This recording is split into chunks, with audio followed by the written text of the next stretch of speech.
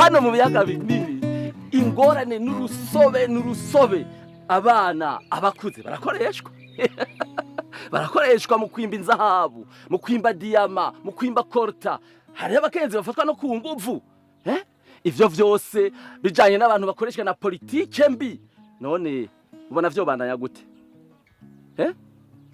Wihanye ngwi fata iki kino.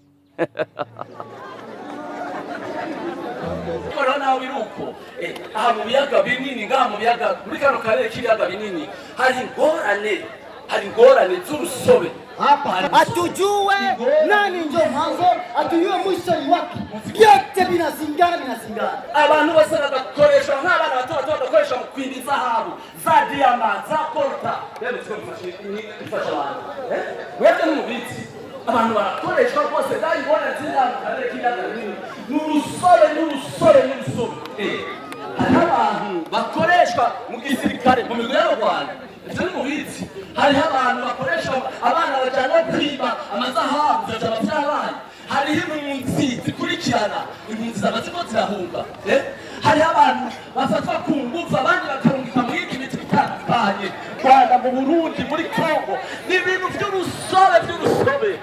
Abana barakoreshwa, abandi bakaja kwimba za zahabu. N'urusobe ibintu biriko ngaho mu biyaga binini. Wamubizi n'urusobe n'ibintu bisobananye kugira ngo mubibona.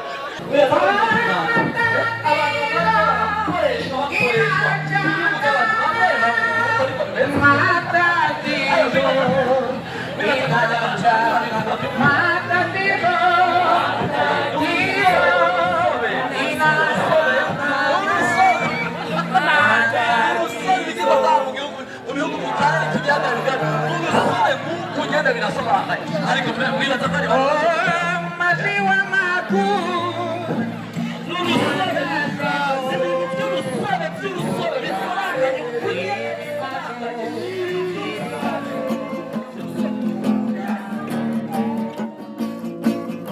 matatizo, maziwa makuu, matatizo zinachangana, matatizo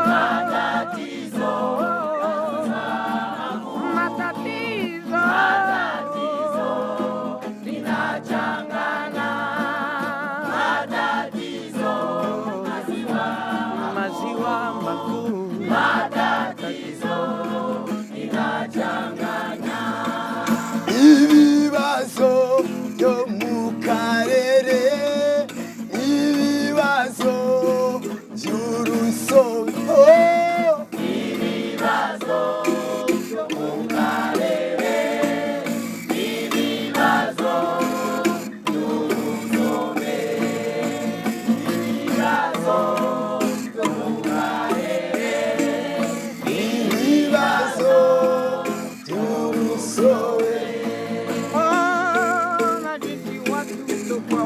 Wanaingizwa ndani ya kundi za kijeshi wakidai kutafuta usalama wao, wakubwa kwa wadogo, wanawake wanabakwa,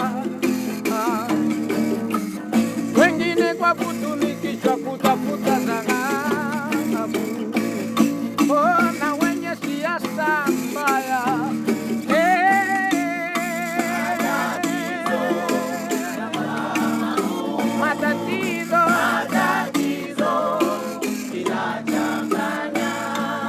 Ibibazo